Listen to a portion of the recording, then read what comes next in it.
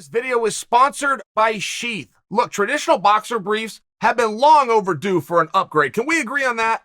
One hot summer day, a U.S. Army soldier in his second tour of duty in Iraq came up with the idea, and Sheath was born. Sheath reinvented men's boxer briefs with 3 individual compartments to keep everything down there separate, cool, and comfortable. How hot does it have to be that you need to reinvent new underwear while you're at war? I mean, right? Can we all agree? That must have been pretty hot.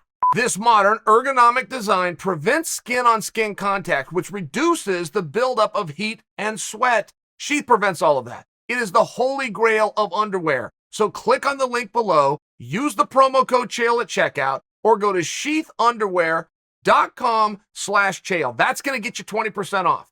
That's sheathunderwear.com/Chael, or just click on the link below and use the code Chael for 20% off these beautiful underwear at checkout. Michael Bisping came out with an interesting statement. He said he could see Conor McGregor retiring with a loss to Dustin Poirier. Now, that's pretty obvious that somebody should be speaking about that, but nobody was, and my mind never went there. I think that's because I don't know how active I look at Conor. I don't know that if I think about the division and I think about the sport, I acknowledge what a star he is, I acknowledge what a draw he is. I would be anything but a Conor hater. But I also don't know that I ever look at him as one of the guys in the division that's going anywhere. Right, he's so sporadic. We're hearing talks that he's trying to box Manny Pacquiao. I mean, just by example, he's sporadic. He's out there doing things for big attractions, and I don't know how much I've ever thought of him as a fighter on the roster that matters. And that isn't looking to slight him. I could be completely wrong. Maybe Conor wants to be the champion of the world. Maybe he wants to go out, beat Dustin Poirier, who is the #1 contender, take that from him, and go and fight for the belt himself. I haven't heard him speak that way, which is one of the reasons that I haven't thought he's going to retire. He's going to continue to do things that are fun and or silly as long as they're a big attraction. But I might have it all wrong. Maybe he is a diehard competitor and he believes if he loses to Poirier, it slides him down into a hole that he can't come out of. That his days of contenderships are long gone. So what am I doing here and what am I doing it for? And you know what? If I am wrong, if Conor looks at this and he is a diehard competitor, I would like that more. I would prefer that be the truth.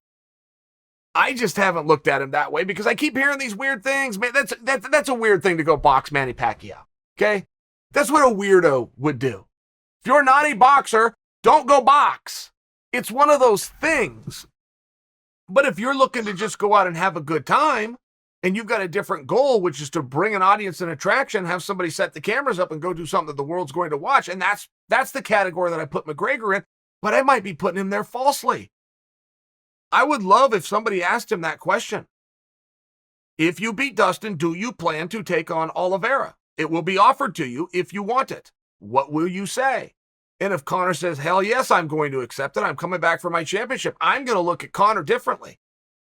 I mean, that's something based on the way that he said it. I would have to watch it, check the body language, make sure that I believed it. But if I determined that was sincere, I might flip my pick. I believe Dustin's going to win that fight. That's Chael's pick. I'm not bullish on it. Conor can definitely beat him. If I know that Conor has the hunger, wants to beat Dustin to take the #1 contendership and go on and take on Oliveira, if I know that, okay, I'm not saying I hear that. I'm not saying he says these words, right? You guys know what I mean. We know when there's something sincere. We know when we believe it. If I hear that and I believe it, it's going to change my pick. Because now we are talking about a hunger. Now we are talking about a long-term play. There's not a lot of guys in the history of fighting who have ever trained for a fight and then that fight went well. There's just not a lot. There's a lot of guys that go train for a fight, they get beat and can't figure out what went wrong. Well, if that fight wasn't to get you somewhere else, why did you want to win it? Did you even want to win it? What would be the point of winning it?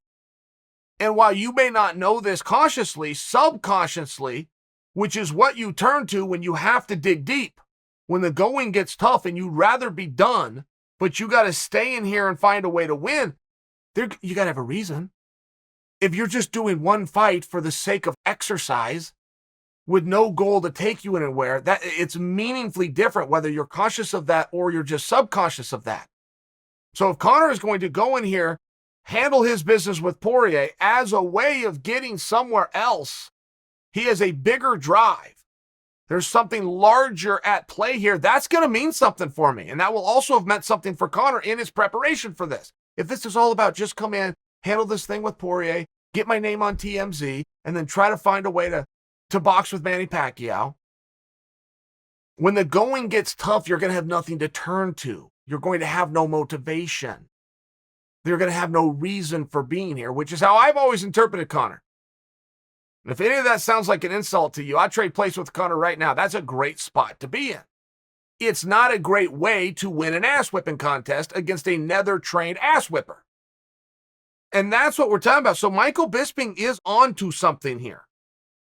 If Conor was to lose to Dustin, where does he go? What does he do? And I understand there will always be an opportunity and there will always be options. But is that what Conor wants? It's never been a part of Conor's career where he was here to be one of the boys, right? One of his great expressions, we're not here to take part, we're here to take over. Well, as soon as the overtaking becomes clear that you've been overwhelmed, are you looking at an undertaking at that point? Where is your motivation? What is your drive? Why are we here? I'm telling you, when the going gets tough, if Conor has prepared for this fight just for the sake of winning this fight and not to take that and have a bigger play, when the going gets tough and he has to turn inward and find meaning and find a reason, he's going to realize he doesn't have one.